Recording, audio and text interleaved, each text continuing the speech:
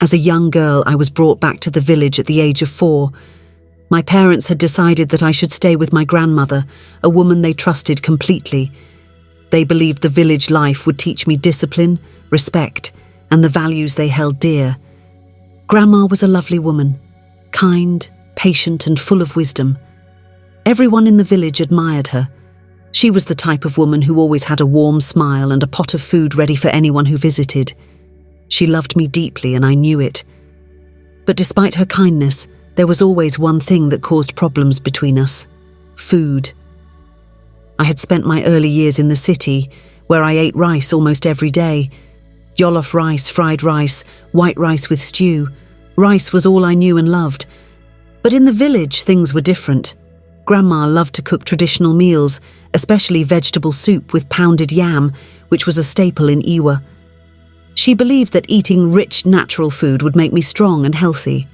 However, I hated vegetable soup. A daily struggle. Every afternoon, I would sit on the wooden stool in Grandma's small kitchen, watching her prepare food. She would hum softly as she chopped fresh vegetables, pounded yam with practiced ease, and stirred the soup with a long wooden spoon. The aroma filled the entire compound, making the neighbors comment on how good her food smelled. But for me, the smell of vegetables only reminded me of my misery. "Come and eat," Grandma would call out, placing a steaming plate of pounded yam and a bowl of vegetable soup in front of me. "I don't want it," I would reply stubbornly. Grandma would sigh, shake her head, and then sit beside me. "My child, this food is good for you. It will make you strong." "But I want rice," I would say, pouting. "Rice is not food every day," she would respond. "In this village, we eat what the land gives us."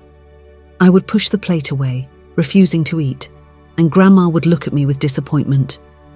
Sometimes she would try to trick me by adding more meat, but I still refused. This became our daily battle. Grandma's tough love.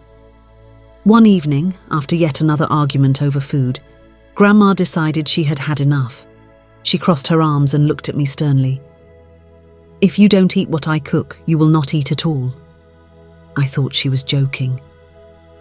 That night, while the rest of the family ate their delicious meal, I sat alone, my stomach rumbling. I was sure that Grandma would eventually give me rice, but she didn't. The next morning, I was weak with hunger. I went to the kitchen, hoping she had cooked something different, but it was the same vegetable soup. "Are you ready to eat?" she asked. Tears welled in my eyes. "But I don't like it, Grandma." She knelt beside me, wiped my face, and spoke gently. "My child, you must learn to adapt. Life is not always about what you like. Sometimes, what you need is more important than what you want." Something in her voice made me stop crying. She wasn't just being strict. She was teaching me a lesson. I slowly picked up a piece of pounded yam, dipped it into the soup, and took a small bite. To my surprise, it wasn't as bad as I had imagined. The flavors were rich and warm, and the meat was tender.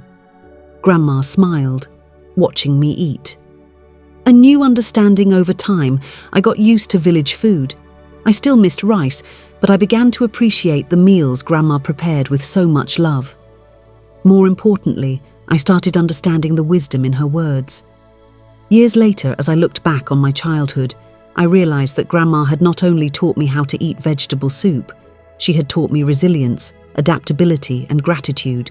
Hey everyone, if you've made it to this point, please give this video a thumbs up. It really helps my small YouTube channel grow. I'd love to hear your thoughts, so leave a comment below and let me know what you think about this story. And if you haven't already, hit that subscribe button and turn on post notifications so you'll be the first to know when I upload more exciting content. Thanks for watching, and I'll see you in the next video.